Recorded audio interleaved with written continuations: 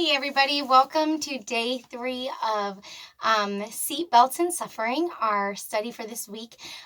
We're still in quarantine, so we're still in my closet, and I just want to remind you that if you have not done your written work today, you want to do that before you watch our video. So once you get that done, come back over. If you've already done it, you are good to stay here, and we'll start digging into some of the background. I am super excited. So the first question we ask when we're doing the background is, who wrote the book of James? And the answer is easy. It's James. But which James is it? So in Bible times, there were 4 James that were living during this time. And so theologians and all the really smart people who do all of the historical studying were able to narrow it down. There were 2 James who did not have nearly the prominence or the significance or the influence in the early church to be considered, because for someone to have their letter, copied and spread around through the early churches, that was a lot of work back then. They did everything by hand. And so the person would have had to have been very important. So 2 of them were not important enough, sadly to say. So that leaves 2 more. One would be a son of thunder, the brother of John, who was a disciple. So John had a brother, James, and that James unfortunately needs to be ruled out as author of this book because he was martyred like all but one of the disciples, but he was martyred too early. That James, sadly, was the very first martyr to lose his life for the sake of Christ, the first disciple to be martyred.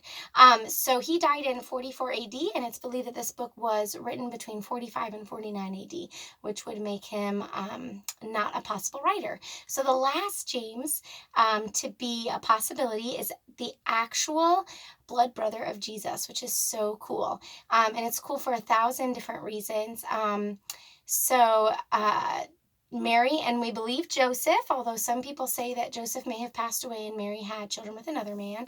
But Mary and Joseph gave birth to many children after Jesus. We know he had at least 4 brothers because they are mentioned in both Matthew 13:55 and Mark 6:3. And in both of those scriptures, James is actually listed first, which means he was probably Jesus' oldest brother. So it would have been Jesus, James, and then the other ones. They had another brother who wrote a book in the Bible, and that's Jude, which is right before Revelation, if you want to check that out. So if you are not super familiar with the New Testament, that you may not know that Jesus' brothers actually rejected him while he was in his ministry. They scorned him and mocked him and did not support him at all. And we don't know why. There's a lot of speculation. But this book really, in a lot of beautiful ways, shows how James turned from being against Jesus to actually considering himself brothers and sisters with those people that followed Jesus, which is so cool. And he became a huge pillar of the early church. So he was... in Acts 15, he is mentioned as the leader of the Jerusalem Council. And so Peter was, the foundation of the church. Jesus said, I'm going to build my church on you, Peter. And that's basically what happened. Peter started the early church, but then his life was being threatened in Jerusalem. And so he left Jerusalem.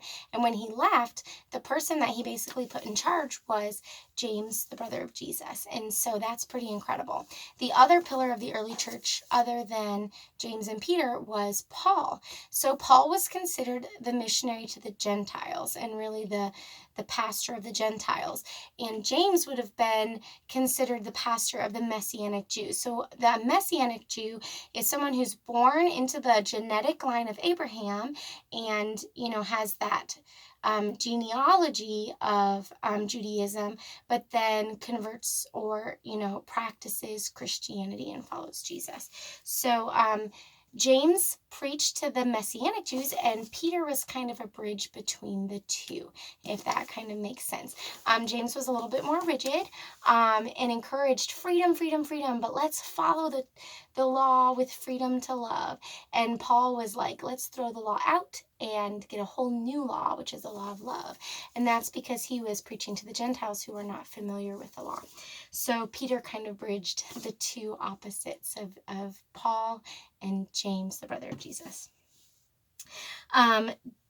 We know that James, the brother of Jesus, was also martyred later on in 62 AD or 69 AD. He was thrown from the temple and beaten to death, sadly, for his faith and his preaching the good news of his brother Jesus. So let's go to the audience now. It's not specifically mentioned, but at the very beginning, he talks to his brothers and sisters near and far. So I believe that he wrote this, and I believe that it was something that he shared with the Messianic Jews there in Jerusalem, but I think it's something that he wrote with the intention of it being spread around the world as the gospel was taken to all nations, just like Jesus told us to do. The message, it's really a summary of sage wisdom, and I feel very wise saying summary of sage wisdom. He doesn't come across quite as Mr. Rogers sitting in the neighborhood and welcoming you in his nice sweater. He comes across to more like the Rock, and he's gonna get in your business and challenge you how to live. He's very intense, and that's how the Bible Project video kind of explains James's delivery of his message. He's very against hypocrisy. He believes that our actions have to line up with our beliefs, or else we're not really faithful Christians. He believes that this book is a guide to practical action in the life of faith, and that's what he wants it to come across as. So his two biggest influences in writing it were actually the Sermon on the Mount, preached by his brother, and then also Proverbs, which was written by Solomon, David's son. Sometimes James is called the Proverbs of the New Testament.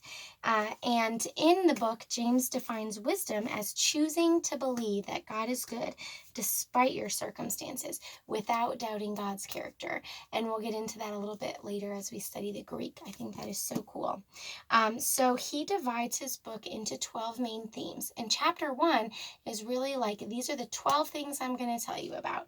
And then chapters 2 through 5 go into more detail. So he writes about favoritism versus love, having a genuine faith, taming your tongue, condemning others, telling the truth, arrogance of wealth, danger of wealth, patience and endurance, faith-filled prayer, restoring others, true versus false wisdom, and having a divided heart. So our verses are really his introduction into patience and endurance. And he talks more about patience and endurance in chapter 5, verses 7 through 11, if you would like to check that out. All right. So another theme that James uses and that we really see in our verses is the idea of perfection. And he uses this word to refer to wholeness, which back when we studied in the Old Testament in Ecclesiastes, we learned that peace is, like a version of wholeness, being completely whole. And I believe that that's in some ways what James is referencing. When our actions line up perfectly with our beliefs, then we are going to have an inner peace because we are not hypocrites. We're not off in any way in our lives. And so that's really what he's preaching and asking these people to live, is to live a peaceful, whole life where everything I say I'm also doing. All right, so when and where was this book written? Well, it was written between 45 and 48 AD, which I believe we said earlier. They believe it's the first New Testament book to actually be written. And he was in Jerusalem at the time. We know that James led the church after Peter had to flee for his life.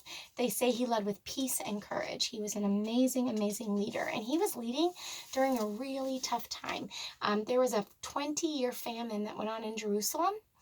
They were being persecuted by the Romans, and then the Jews were persecuting the Christians terribly. So when he believed and taught that God would meet us in our pain, when he believed and taught that hardships were our gifts, he was saying that firsthand as someone who really suffered. So I think that really makes us, want to sit up and listen. This guy knows what he's talking about. So this is really an address that James is making to the early church in AD 49.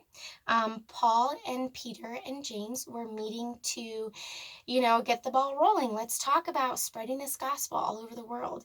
And this is kind of James' version of like what I want people to know and what I want to take out there to the world.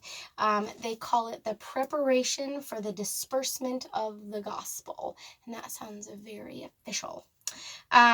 In real reality, when we read it today, what we need to take away from it, it's our call to action in written form. We need to live out our faith. We need to make a bold proclamation.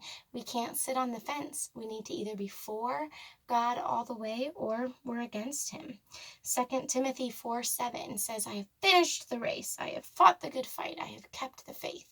And that's what James wants for us. And this is a manual, how to do all of those wonderful things that we want to do, how to finish strong. So in writing this, James loved to use metaphors, which I wonder if that's a nod to Jesus' teaching, because Jesus used a lot of metaphors, and I think that's so cool. When he's talking about the tongue, he's talking about it being like, like a horse and a bit and a bridle, or like fire out of control, and all of those things are metaphors and are ways that Jesus taught as well.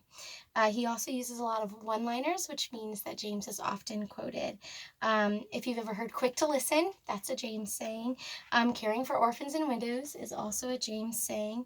And then taming the tongue, that is a James saying. So you can see that a lot of the things that he says are easy to get into our head and to just keep with us. So yeah, that is the history of the book of James. I hope that kind of gives you a picture in your head as we go through this study.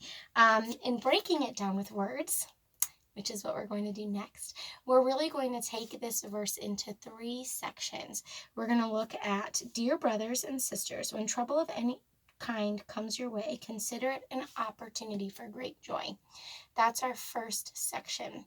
So here he tells us who he's talking to, his dear brothers and sisters. And I love this. He's claiming them as his kin, as his own. He denied his brother, but then later he's saying, all of you who love my brother and follow my brother and believe in my brother, you're my brothers and sisters. And I think that is just beautiful and redemptive and amazing, that James' heart could be changed in such a wonderful way.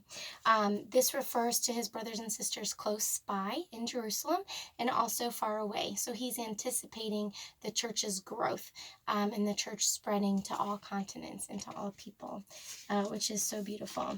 So he tells us that we are supposed to consider it an opportunity for great joy. And that word considerate, I really want to focus on the part of the Greek definition that says it means think, to think about it. So believe it or not, we control our thoughts based on the information that we take in. We all have kind of like filters that we use to quantify the information. And so we can choose to consider everything we go through joy and good. He doesn't say that we need to feel it. He's not referring to anything that we're supposed to feel, which is, more out of our control. Although obviously we can lead our feelings by what we think, he really says we're supposed to think about this as a good thing. So when you go through troubles, think about it as a good thing. That's what he's trying to say here. I love this story that I read in the book, Calm My Anxious Heart by Linda Dillow. And it's about this old man, and all these things keep happening in his life. He has a beautiful horse, and everybody's like, sell it so you can get money because you're poor. And he doesn't sell it, and it runs away. And all the people are like, this is terrible. And he does not, nope, it is what it is. I'm not going to get upset about it.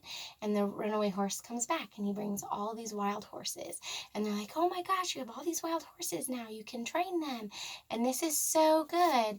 And then the horse, as his son is training these wild horses, his son breaks his leg.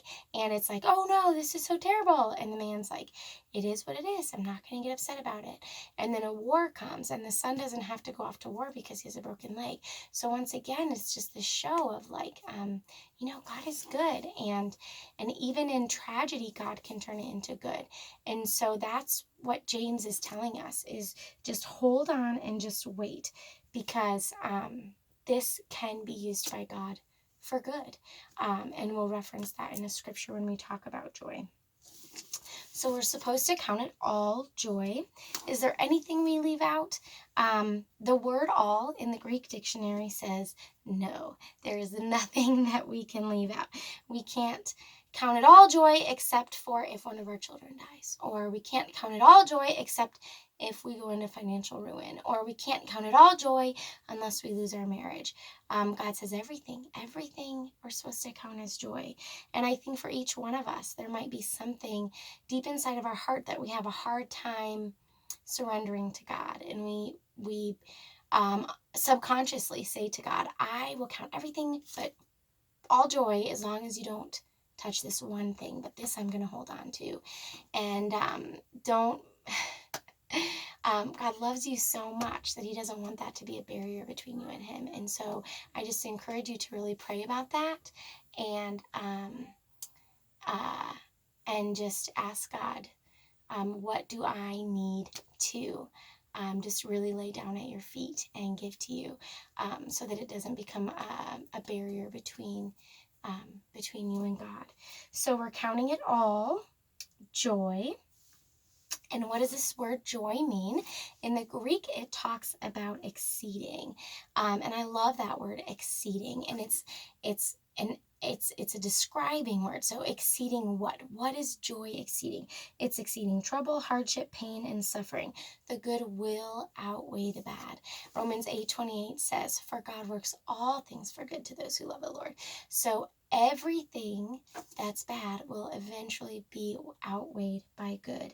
And we need to remember that. We need to remember that there's nothing that will happen that God won't eventually turn around and use for good. Joy also means a calm delight. So that man in the story, all these things are happening in his life, and it goes from good to bad to good to bad. And if we ride our emotions, we're going to be doing lots of hills like this. But joy is more steady, and it's this calm delight. It's this understanding that God is in control, that we are secure in him, that we know the end of the story. We know that the story ends up being okay, even if there's pain in the middle, even if it gets hard in the middle. So count it all joy, dear brothers and sisters. And we're about to get to the next part. I need to check my camera. So we're going to end this. We're going to call this day 3 video 1, and we'll start day 3 video 2 in just a minute. So hang on.